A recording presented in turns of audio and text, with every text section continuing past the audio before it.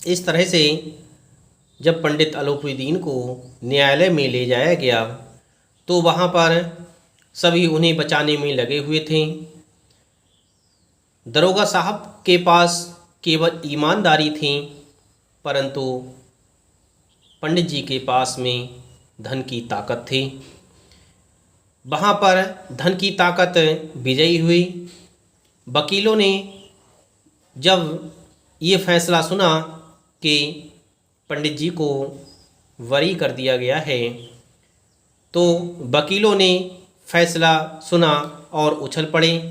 फैसला सुनते ही वे उछल पड़े, क्योंकि सभी वकील पंडित अलौपुद्दीन को बचाने में लगे हुए थे। पंडित अलौपुद्दीन मुस्कुराते हुए बाहर निकले। स्वजन बांधवों ने रुपयों की लूट की। उदारता का सागर उमड़ पड़ा। उसकी लहरों ने अदालत की नींव तक हिला दी थी। जब बंसीधर बाहर निकले तो चारों ओर से उनके ऊपर व्यंग्यवाणों की वर्षा होने लगी। इस तरह से बंसीधर पर व्यंग्यवाणों की लगातार वर्षा हो रही थी। बंसीधर चुपचाप उन बातों के लिए सुन रहे थे। चपरासियों ने झुक झुक कर सलाम किए, किंतु यह समय एक एक कटु वाक्य, एक एक संकेत उनकी गर्वाग्नि के लिए निरंतर बढ़ा रहा था। कदाचित इस मुकदमे में सफल होकर वह इस तरह अकड़ते हुए न चलते। आज उन्हें संसार का एक खेदजनक विचित्र अनुभव हुआ। न्याय और विद्वता, लंबी चौड़ी उपाधियां, बड़ी बड़ी दाढ़ियां और ढीले चोंगे एक भी सच्चे आदर के पात्र नहीं हैं। इस तरह से उन्हें इस मुकदमे से बहुत अधिक अनुभव हो गया था। इस मुकदमे से उन्हें बहुत कुछ पता चल चुका था कि इस संसार में कोई भी सच्चा नहीं है। सभी केवल धन के लालच में लगे रहते हैं और धन की ताकत पर ही गलत कार्यों को लिए लगातार करते रहते हैं। वंशीधर ने धन से बैर मोल लिया था। उसका मूल्य चुकाना अनिवार्य था। कठिनता से एक सप्ताह बीता होगा कि मुअत्तली का फरमान आज पहुंचा। कार्यपरायणता का दंड मिला। बेचारे भग्न हृदय, शोक और खेद से व्यथित घर को चले। बूढ़े मुंशी जी तो पहले ही से कुड़कुड़ा रहे थे कि चलते चलते इस लड़के को समझाया था, लेकिन इसने एक न सुनी। सब मनमानी करता है। हम तो कलवार और कसाई के तगादे सही बुढ़ापे में भगत बनकर बैठे और वहाँ बस वही सूखी तनख्वाह। हमने भी तो नौकरी की है और कोई ओहदेदार नहीं थे, लेकिन काम किया, दिल खोल कर किया और आप ईमानदार बनने चले हैं।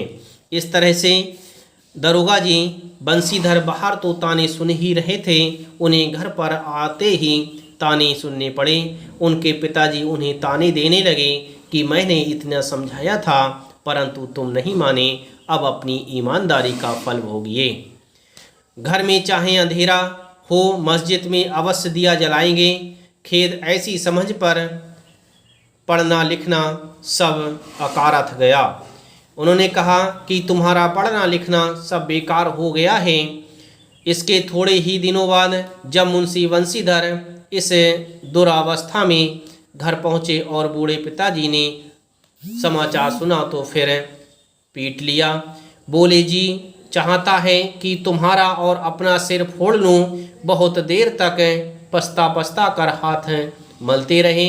क्रोध में कुछ कठोर बातें भी कहीं और यदि बंसीधर वहाँ से टल ना जाते तो अवश्य ये क्रोध विकट रूप धारण करता।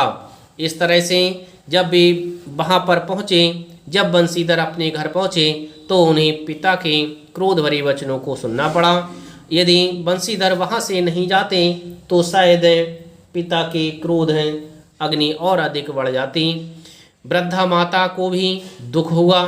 जगन्नाथ और रामेश्वर यात्रा की कल्पनाएं मिल गई। सब कुछ समाप्त हो गई, क्योंकि सभी जो है जगन्नाथ और रामेश्वर की यात्रा की कल्पनाएं कर रहे थे। पत्नी ने तो कई दिनों तक सीधे मुंह से बात भी नहीं की। सभी तो उनके खिलाफ हो गए, सभी उनकी ईमानदारी के लिए कोस रहे थे। यहाँ तक कि उनकी पत्नी ने भी उनका साथ नहीं दिया। पत्नी ने तो कई दिनों तक बंसीधर से सीधे मुंह बात ही नहीं की। इसी प्रकार एक सप्ताह बीत गया। संध्या का समय था। बूढ़े मुंशी जी बैठे राम नाम की माला जप रहे थे। इसी समय उनके द्वार पर सजा हुआ रथ आकर रुका। हरे और गुलाबी पर्दे, पछिया बैलों की जोड़ी, उनकी गर्दनों में नीले धागे, सींगे पीतल से जड़े हुई। इस तरह से एक बैलगाड़ी आकर के उनके घर के सामने रुकी। उस समय संध्या का समय था। बूढ़े मुंशी जी राम नाम की माला जप रहे थे। कई नौकर लाठियां कंधों पर रखे साथ में थे। मुंशी जी अगवानी को दौड़े। मुंशी जी वहाँ पर उन बैलगाड़ी वालों के अगवानी के लिए दौड़े थे। देखा तो पंडित अलूपुद्दीन है। झुककर दंडवत की और लल्लू चप्पो की बातें करने लगे। हमारा भाग्य उदय हुआ जो आपके चरण इस द्वार पर आए। आप हमारे पूज्य देवता हैं। आपको कौन सा मुंह दिखावें, मुंह में तो कालिक लगी हुई है।